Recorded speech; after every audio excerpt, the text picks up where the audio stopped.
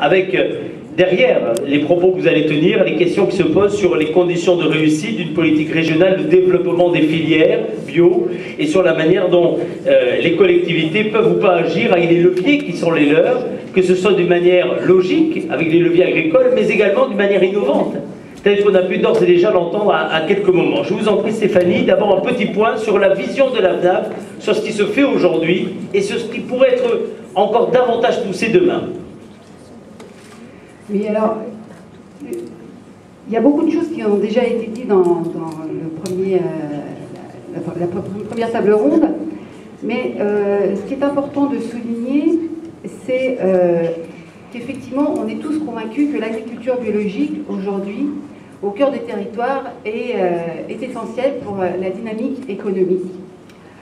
Et les producteurs veulent s'impliquer dans la structuration des filières et dans le développement de leur territoire.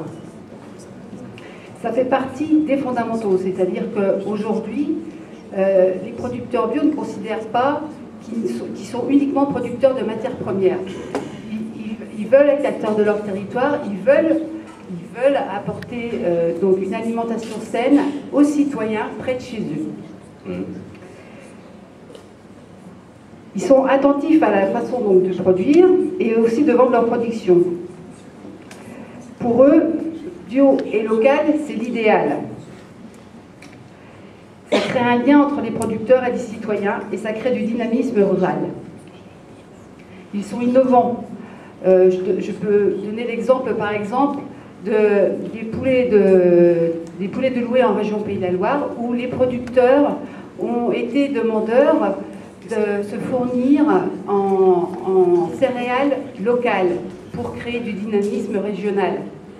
Et donc c'est le réseau bio de la FNAB qui a travaillé à la mise en place d'une offre de production pour répondre à la demande des producteurs de volailles, pour l'élaboration d'un prix qui rémunère l'ensemble des acteurs et pour créer une dynamique de conversion pour répondre au volume de production nécessaire à la production de volailles. Ça peut être le cas pour la volaille, mais ça peut être le cas pour l'ensemble des productions, notamment par exemple de porc également.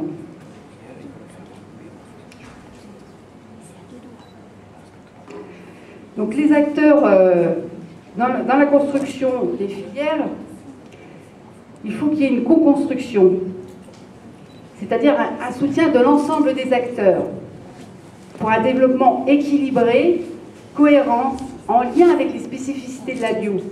Ça a été évoqué tout à l'heure par certaines personnes. C'est vrai que si on développe les grandes cultures, il faudra trouver des acteurs économiques qui sont en capacité de valoriser les céréales secondaires pour un développement cohérent de l'agriculture biologique et pas repartir sur des systèmes de monoculture qui de toute façon ne fonctionnent pas en agriculture biologique et qui abouvrissent le sol. Il faut aussi donc évidemment l'implication des producteurs. J'ai entendu tout à l'heure, la profession doit prendre son avenir en main. Et oui, évidemment que nous sommes prêts à prendre notre avenir en main et que nous demandons aujourd'hui le soutien des collectivités territoriales pour nous aider à nous organiser et à structurer des filières solidaires et équitables.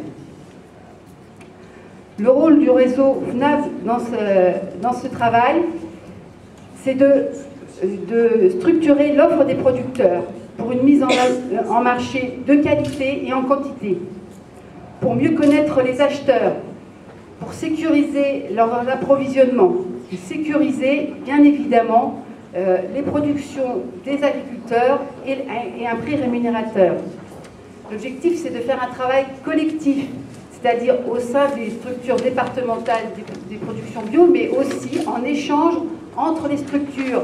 Nous sommes un réseau qui est réparti à la fois au niveau départemental, régional et national, et nous sommes en perpétuel échange et mutualisation des expériences pour se servir des uns et des autres, pour se servir des expériences des uns et des autres pour avancer et être efficace.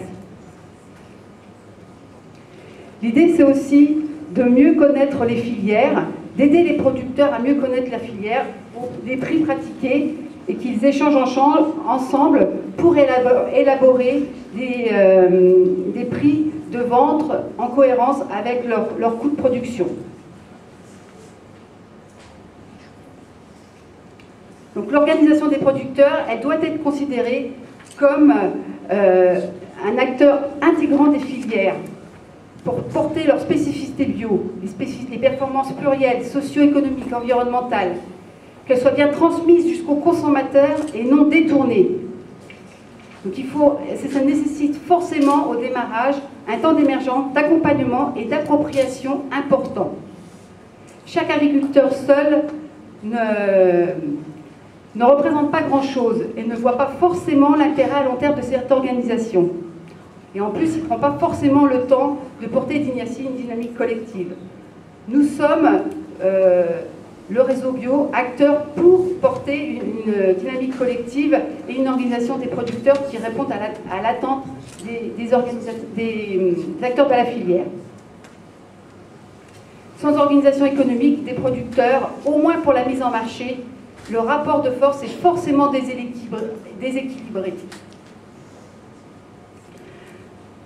Nous sommes acteurs aussi, évidemment, dans la partie transformation, que ce soit au travers des ventes directes, où effectivement nous sommes alors nous-mêmes transformateurs, mais aussi en termes d'organisation collective économique de producteurs qui permettent de mettre en marché un ensemble de productions plus conséquent. Il faut privilégier l'esprit de l'agriculture biologique, c'est privilégier donc des transformateurs et des acteurs économiques, mais dans une dynamique d'association, plutôt que conflictuelle et sauvage, dans un secteur encore très fragile. Il faut des relations commerciales concertées, avec un partage d'un projet et de valeurs, un partage des risques également. Il faut un véritable dialogue qui peut s'instaurer au sein, évidemment, des interprofessions, mais qui n'est pas suffisant parce qu'on voit aujourd'hui l'économie, malheureusement, au sein des interprofessions, prend souvent le pas sur le projet sociétal. Et le rôle des collectivités territoriales, c'est aussi de veiller au projet sociétal du développement de l'agriculture biologique. Il faut bien évidemment créer des débouchés au travers, on l'a vu tout à l'heure, une multitude de filières de commercialisation, de points de vente qui sont importants à la fois pour répondre à la diversité des productions qu'on a vu nécessaire en agriculture biologique, mais aussi répondre à la diversité, donc répondre au risque économique, c'est-à-dire plus on aura de diversité de commercialisation au sein des exploitations et au sein des structures économiques, plus on réduira les risques économiques. Et puis bien évidemment, il y a un rôle important des collectivités territoriales dans la création des débouchés. On l'a vu, il a déjà été évoqué au sein de la restauration collective notamment, avec le nécessaire approvisionnement en agriculture bio locale. On insiste là-dessus. Pour nous, bio local, c'est l'idéal et c'est possible. Aujourd'hui, on a des exemples concrets dans pratiquement toutes les régions aujourd'hui, avec des structures économiques mises en place pour approvisionner les collectivités en produits bio locaux. On a d'ailleurs un site internet qui va être mis en place pour présenter les expériences des collectivités territoriales, enfin les réussites en termes de restauration collective partout en France. Il faut privilégier une structuration donc des filières intégrées dans l'économie sociale et solidaire, avec la promotion d'outils économiques tels que les SIC, devant permettre une véritable concertation sur les besoins, les contraintes de chacun et la construction d'une offre alimentaire adaptée et de qualité.